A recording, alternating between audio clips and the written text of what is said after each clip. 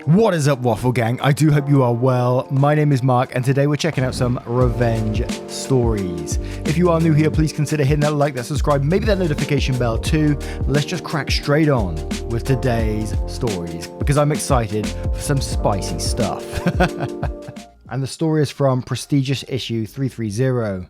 Terror neighbors make our lives hell. Return the favor by getting them raided. As we found out that we'd be expecting not one but two kids, we know we had to move to a real house with more space. At the time, we were still living in a one-bedroom studio, one up from the ground floor. With its only entrance being a metal fire escape, stairs, not ideal for a pregnant woman, let alone to live with two small babies. So we found a privately leased house that was newly renovated and had all the room and a large garden we were looking for.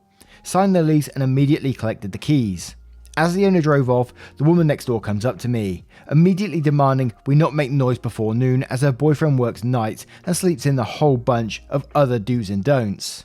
So right off the bat we knew trouble incoming. As the house was fully renovated and not much had to be done, we were like, don't poke the bear, we'll do the things that make noise after noon. We moved in after 2 weeks and the whole street was warm and welcoming. My wife was almost due giving birth to my twin daughters, and some offer help with anything we needed. Real kind people. They also told us about our neighbours. Nobody liked him. He was a big bully and got into arguments with everybody. Also were known as radio pirates, as in illegal broadcasting on radio with all Dutch bangers. This music is just terror on your ears and possibly used on terrorists on black sites. Which went alongside them partying Thursday till Sunday till 5 in the morning, loud music, constant yelling, always drunk and etc. Really something to look forward to when moving in, certainly with two babies on the way. The partying began immediately, full blast, really classy for someone demanding to be quiet when douchebag needs his beauty sleep. Then one day my father-in-law came to put new grass in. He has his trailer parked at the back of our houses, which is public space. Not according to him though. No, that exact spot where the trailer, full with grass sod, quite heavy stuff was parked, was his spot and we had to move the trailer. Not gonna happen, as I was not planning to walk all the way around the house with the sods. He gets angry right away and demanded me to move it. I told him to go fuck himself. I was done with him already, then and there. I'm also a ginger, so besides having no soul, I do have a temper, which is always in check until you provoke me repeatedly. Anyone who knows me will tell you that you really had to make an effort for that to happen. We went on working and end of day comes when my father-in-law wants to leave. Hooks up the trailer and bam, there was douchebag telling him off, yelling it's his spot and he better not do this again or else. Mess with me all you want, I can handle it, but what you don't do is threaten my family. I ran outside and told him in no uncertain terms to back off or he'd be the sorry one. Total bluff on my side. Yes, I have a temper, but I'm not impressively built and had no hidden fighting skills. I do fight dirty. He backs off, father-in-law leaves and I go inside where I find my wife crying. She got scared of him maybe doing something to her father and/or me, and this is something we don't need right now. Combined with hormones from being pregnant, and you can paint that picture. So I'm even more pissed, but had to promise not to act on anything. I won't, dear. Not yet anyway. Time went on without any real incident, and then came the time my wife goes into labour. Didn't go smooth and ended up having to deliver with C-section, or whatever it's called, because daughter 2 was almost strangled by the umbilical cord. We had to stay 3 nights, excruciating nights, due to a lot of things. Finally when we get home, family had put a giant sign in our front yard welcoming the babies. The sign was already up for a few days prior to coming home, so our friendly neighbours definitely knew about it. But did they give a flying fuck? No, they did not. From the first night on, they started to party and broad blasted their terror music. They started at noon and continued until 5 or 6 in the morning. Classy. They also kept going for days, so it wasn't just Thursday to Sunday, it was all week long, and the next. So we were broken, hardly slept. One of our daughters suffered from heavy cramps combined with all the noise and her parents at the end of their wits, so she cried a lot. And then I just had it. I researched some things on radio pirates, the laws and regulations, and on his large 5-meter plus antenna in his backyard, which is illegal in itself, but he used it to illegally broadcast radio, which meant he had a lot of equipment to do so, which was even more illegal and can even get you jailed. But at the very least, they could seize it all and fine him big time, in the 10 to 45k area. Now, I did not immediately turn him in, but instead were looking for another house to lease first. This because I figured it wouldn't sit well with him having a wife and 2 babies in the house alone during the day because I had to go to work. I hear you guys thinking, why not involve the police? Well, they are utterly useless in cases like this. We called once, and what they did disturbs me to this day. They rang at their doorbell and immediately started off by saying we called them about noise complaints. Yes, you read that right. No protection or whatsoever. Just blatantly told them we were the reason they're here. Told them to keep it down and that was it. They didn't even follow up with us or anything. As you can guess, douchebag now was even more pissed and told me the next day or yelled over the fence that separates our backyards that I really should not do that again. A threat yet again, of which I told the police. I didn't report it the first time, as I chalked that up to alpha male and heat of the moment. But without witnesses to corroborate, nothing could be done yet again. Some days later, I walked out the front door and he just stepped out of his car. Came up to me demanding I cut back some of our ivy that grew on our side of the fence because it tangled with his big ass antenna.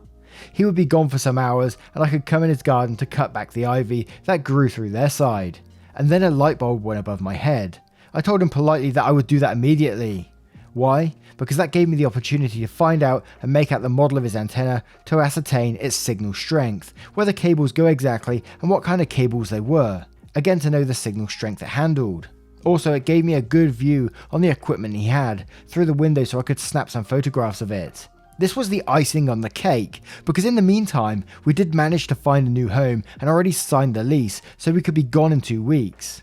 Luckily, we only had to paint some walls for the girls' room and furthermore just pack up our things and move them to the other house. So, after I trimmed the ivy and collected my evidence, I went online that night to find out the proper channels to report a broadcast pirate and which entity was tasked with catching said pirate. Turned out, I had to call the telecom agency but also the police. Wasn't too happy with the latter, but I remembered I have a nephew that works for the police. Officially, his area was immigration, but he knew enough colleagues that would help us and could trust us not to confront them again, saying I was the one that sent them. That was extremely important for our safety when doing what I was doing. So I gave both the agency and the police all the evidence I collected, pointed them to the frequencies he pirated so they could listen in. Then they started a neighborhood investigation, which wasn't really necessary, but this was to cover our asses to make it look like he got caught by accident, because they had an active investigation in our area. You never know what he can learn from legal documents and such. We asked them to wait with the raid. Yes, they raid pirates' houses, preferably in the early hours of the day, because of his beauty sleep, rendering him incapable of fleeing or hide evidence, etc. We moved 2 weeks later, and they raided him 2 days after we moved. All of his equipment, computers, radios, cell phones, and his car were seized. He left in cuffs, his wife and girlfriend did too, for making a big scene and tried to interfere. All of which was live reported to me by one of my ex-neighbours who were equally ecstatic about this. It turned out this wasn't the first time he got caught, but his 3rd time. His car had no insurance on it and his MOT failed. This would normally have no big consequence because he didn't drive it while raided, but they had the guy surveilled on for a week, and that definitely meant he was seen driving it while not having insurance and a valid MOT. He was fined somewhere around 30k euros, went to jail for 12 weeks, and everything seized was destroyed except the car. His girlfriend had to do 40 some hours community service. They had to sell the house, which made for very happy neighbours, as they too were over and done with them. Like I said, I do fight, but very dirty. You have to really make an effort for me to get to that point. They did and suffered. Over a year later, when shopping groceries, I encountered them, with the foulest of looks. If looks could kill, I'd be a smouldering heap of ash, but nothing more than that. Damn folks, I'm kinda surprised about all the appreciation, gold, silver and awards, wholesome, masterpiece, helpful, bravo grand and so many upvotes. Thank you all kind people. I honestly do not know what I can do with gold or silver, but I promise you, I'll spend it by giving it back. This shit period in our lives turns into something better this way. When he was going all down the whole frequencies route and trying to find out what frequencies on and signal strength, I was wondering is there a way like OP could have overpowered it and just played his music on it and just like, I don't know, played Crab Rave for 10 hours or something like that. That would have been epic. But I don't get people like that. New neighbours move into the house next door to you and immediately they come They come running out the door and saying, "You best be quiet." Who does that? Who has that mentality? I find that absolutely insane. But let's move on to the next story. And our next story comes from Pokey1984, another mailbox story. I posted this as a reply to someone else's mailbox story. I was informed that it should be its own post, so here it is, edited slightly for clarity. This didn't start out as a quest for vengeance, we just wanted mail delivery to our house. Vengeance came as a byproduct, but it was truly delightful nonetheless. So, mailbox story time. This happened back in 1982 for the record. My folks moved to a very rural area on a gravel road. No one had previously lived there, so it was a battle just getting mail delivery in the first place. My folks went several rounds with a local postmaster. He was somewhat enamored with his own power and very much a rules to the letter kind of guy. Every I must be dotted, every T crossed, and if there's so much as a semicolon out of place, you have to start all over again. He seemed to have made it his personal mission to make getting mail delivery to a new address as difficult as humanly possible. Ultimately, my folks managed to fill out the paperwork to his satisfaction, and he begrudgingly allowed us to put up a box and receive mail delivery at our new home. Dad was extremely careful in the placement of our box and making absolutely certain it was the exact height, precise placement from the road, etc., to avoid annoying our local postmaster any more than we already had. There are, or at least were, very specific rules about rural mailboxes. Dad followed every single one. That first mailbox was perfect. The man who drove the road grader was as annoyed as the local postmaster, as he now had a new driveway to accommodate. We suspect that's why he had it out for our mailbox. After the road grader had demolished 3 of our mailboxes, Dad got pissed. Previously, he used the most basic design, just a post in the ground with a box on top. Now, he was motivated. Dad got a hold of a 9-foot long section of metal pipe. It's 4 inches in diameter, out of measurement, and has 3/4 inch thick walls. I have no idea what it was originally intended for, but I know how Dad used it. He dug a hole 5.5 feet deep. He welded an upside down tripod shape, think open umbrella, to the bottom of the open pole and dropped it into the 6-foot wide hole. Each welded on leg was about 3 feet of some kind of rebar, and there were 5 such spokes. He then dropped some huge rocks on top of the tripod shape to hold it in place. The empty spaces around the huge rocks were filled with gravel, and he dumped sand in to fill the air gaps. Then he filled in the rest of the hold in with dirt and mounted the mailbox on top of the post. 3 days after Dad installed the new mailbox, we heard the road grader coming down the road. Our house is a 1/4 mile from the road, but we heard the loud clang from inside. We also heard the cursing and swearing from inside. No one went down to look until they heard the road grader drive away. When they did, the box itself was slightly dented on one side, but it was still firmly upright and functional. 3 weeks later, we received a bill from the township for a bent grader blade. It was accompanied by a letter informing us that we had caused damage to city property because our mailbox was installed incorrectly. It would need to be moved, and we were liable for a bill of a couple of $1,000s worth of repairs. Here's where it becomes pro-revenge instead of petty. Recall the fact that the local postmaster was annoyed with us over the battle to get mail delivery. Mum had made a point of each time we reinstalled the mailbox, taking photographs down the post office and having the local postmaster sign off approval of the height, placement, etc. She'd done the same with Dad's super post and had documented signed approval of the box dated the day before the road grader had bent his blade trying to demolish the box. She submitted copies of the invoice for the grader blade and the letter stating that the damage was our fault because of our mailbox was incorrectly placed to the post office. She also submitted copies of the official post office approval of the box to the township. The jerk of a postmaster was also quite prideful and became furious that his authority was being called into question by some podunk township. Podunk? I've never heard that before. As far as he was concerned, the township wasn't questioning my parents. They were stating that his judgment was wrong. I don't know what went down between the postmaster and the township, but we received a second letter from the post office, reiterating their approval of our mailbox. We also got a formal apology from the township and noticed that the road grader's contract had been terminated because he lied about the damage to city property. It was worded with a tone that said, "Please don't sue us because a contracted employee damaged your property." For the record, that post Dad installed nearly 40 years ago is still standing. We've replaced the box on top many times. That post, however, has now wrecked 2 cars and a truck in addition to that long ago road grader. And Thada replies to this one saying, I genuinely laughed out loud, great story, and it reminds me of an urban folklore I heard a long time ago. A road construction crew kept having all of their barrels knocked over early in the morning by some asshat who drove a beater pickup truck. He would open his door and bloop bloop bloop knock all the barrels over through the zone. After the 3rd or 4th day, the foreman filled one of the barrels with concrete. Along come Mr. Asshat right on time. Bloop bloop smash went his door. The barrels didn't get knocked over anymore after that. My favourite part of this story though was just picturing them all in the house when that road grader was coming after they upgraded the post, and just being inside and hearing a ting and just the dad's there with his eyes closed and just thinking, beautiful. But let's check out another story. And this story is from Flight Geek 24. Don't cheat on your graduation lifeline. So I, 19 male, and my now ex-girlfriend, 18 female, have been together for more than a year. We were in the same class during middle school and high school now. A 2-year friendship eventually evolved into a relationship.